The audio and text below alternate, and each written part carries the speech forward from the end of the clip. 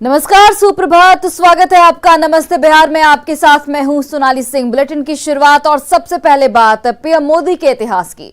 बिहार और झारखंड दोनों राज्यों में पीएम मोदी ने इतिहास रच दिया है। दोनों राज्यों में पीएम मोदी ने ऐसा किया जो किसी प्रधानमंत्री ने नहीं किया। दो तस्वीरें आप अपनी टीवी स्क्रीन पर देख रहे हैं। पहली तस्वीर झारखंड की है, जहां पीएम मोदी ने बैद्यनाथ धाम यानी कि बाबा मंदिर में भोलेनाथ की पूजा अर्चना की।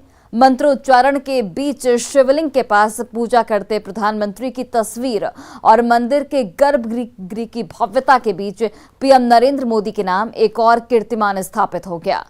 पद पर रहते बैद्यनाथ धाम में पूजा करने वाले देश के पहले प्राइम मिनिस्टर पीएम मोदी बन गए हैं। दूसरी तस्वीर देखिए, जो कि बिहार की है। 100 साल के हो चुके बिहार विधानसभा भवन ने कई सरकारों को बनते बिगड़ते देखा है। सियासत की पीढ़ियां बदलती देखी है।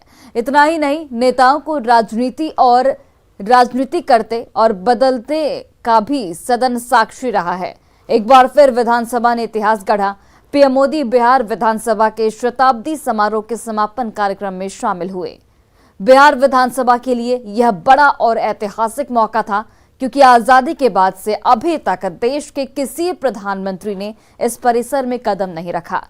बिहार विधानसभा भवन के 100 साल पूरे होने पर प्रधानमंत्री ने शताब्दी स्मृति स्तंभ का लोकार्पण किया।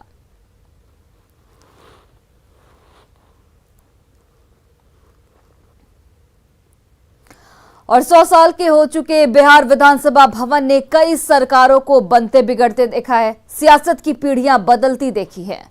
इतना ही नहीं, नेताओं को राजनीति करते और बदलते का भी सदन साक्षी रहा है। एक बार फिर विधानसभा ने इतिहास गढ़ दिया।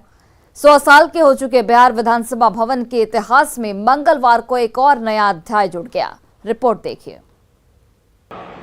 बड़े गर्व से कहता हूं कि विश्व में लोकतंत्र की जननी ये भारत है।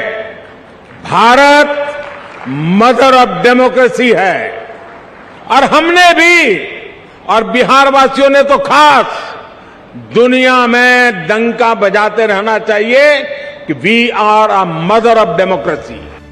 100 सालों के इतिहास में बिहार विधानसभा भवन ने कई उतार चढ़ाव देखे हैं। पीएम मोदी ने शताब्दी समारोह में शिरकत कर बिहार विधानसभा के गौरव में एक और अध्याय जोड़ दिया। समारोह में पीएम मोदी के शामिल होने पर मुख्यमंत्री नीतीश कुमार बेहद प्रसन्न दिखे, जिसे उन्होंने भरे मन से जाहिर भी किया। आदरणीय प्रधानमंत्री से कहा जाएगा, अब आप आ गए हैं तो बड़ी खुशी हुई। 100 साल पूरा होने के उपलक्ष्य में जो इतना कार्यक्रम हो गया, और आज आप सब कुछ जो बताएंगे और सबको जो बताएंगे, सलाह देंगे, तो बहुत सारी खुशी की बात होगी। इसलिए आज के इस अवसर पर हम सब लोगों को बहुत प्रसन्नता है। आपका स्वागत करते हैं, आपका अभिनंदन करते हैं, और आप यहां पर आ गए, हम लोगों को बहुत खुशी है। जाहिर है, बिहार विधानसभा परिसर के बीचों बीच खड़ा ये स्मृति स्तंभ बिहार के गौरवशाली परंपरा की याद दिलाता रहेगा। पटना से न्यूज 18 के लिए रवि एस नारायण और आनंद अमृत राज की रिपोर्ट। और बिहार विधानसभा के शताब्दी समापन समारोह में पीएम मोदी शामिल हुए। पीएम मोदी ने शताब्दी स्मृति स्तंभ का अनावरण किया। वहीं विधानसभा संग्रहालय का भी यहां पर शिलान्यास किया गया। पीएम मोदी ने विधानसभा परिसर में कल्पतरू का पौधा भी लगाया। 4 तस्वीरें पर, जहां पर प्रधानमंत्री नरेंद्र मोदी ने सबसे पहले शताब्दी स्मृति स्तंभ का अनावरण किया। उसके बाद कल्पतरू का पौधारोपण किया गया प्रधानमंत्री की ओर से। विधानसभा में आजादी के बाद ये पहला मौका है जब प्रधानमंत्री बिहार विधानसभा में आए। मंच पर पीएम का सम्मान भी किया गया। और पीएम नरेंद्र मोदी ने बिहार विधानसभा के शताब्दी समापन समारोह में शामिल हुए, जहां उन्होंने शताब्दी स्मृति स्तंभ का उद्घाटन किया। पीएम मोदी ने अपने संबोधन में कहा कि शताब्दी स्मृति स्तंभ बिहार के गौरवशाली अतीत का प्रतीक तो बनेगा ही, साथ ही ये बिहार की कोटि कोटि आकांक्षाओं को भी प्रेरणा देगा। वहीं पीएम मोदी ने कहा कि बिहार पहला ऐसा राज्य है जिसने पंचायती स्तर पर महिलाओं को 50% का आरक्षण दिया। साथ ही इस विधानसभा से कई ऐतिहासिक फैसले भी लिए गए हैं। शताब्दी स्मृति स्तंभ के लोकार्पण का अवसर भी मिला।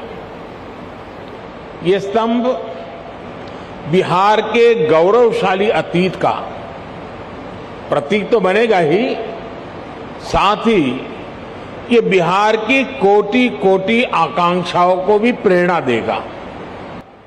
मैं आज भी दुनिया के मंच पर जब भी जाता हूं बड़े गर्व से कहता हूं कि विश्व में लोकतंत्र की जननी ये भारत है।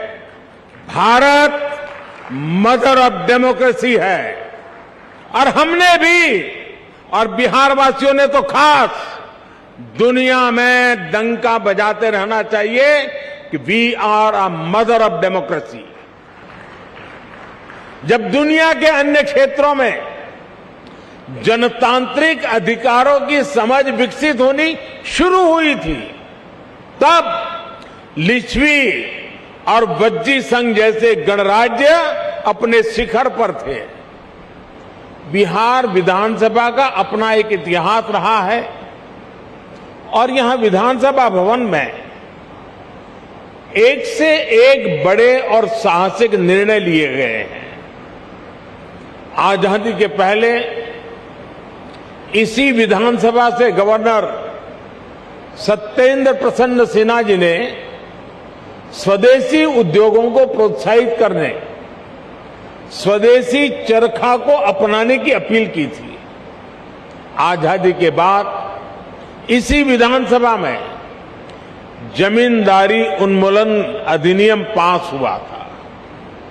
इसी परंपरा को आगे बढ़ाते हुए नीतीश जी की सरकार ने बिहार पंचायती राज जैसे अधिनियम को पास किया।